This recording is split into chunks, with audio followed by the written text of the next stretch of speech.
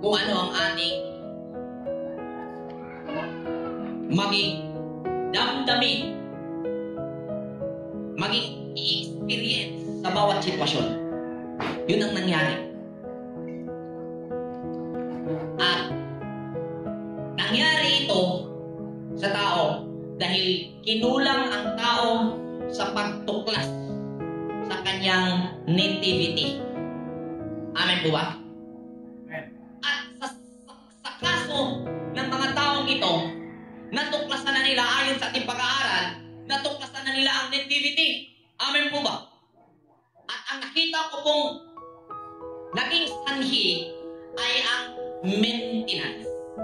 Amen po ba? Tulad ng nangyari po natin ngayon, ako po ay naniniwala na ipinakita ng Ama sa atin kung ano tayo. Ang usaping nativity natin. Amen po ba? Ngunit, pag hindi po natin ito na-maintain, mangyari din ang pangyayaring ito sa atin. Amen po ba? So, maintenance ang kailangan para mapanatili natin ang ating pagkaalam tungkol sa ating nativity. Amen po ba?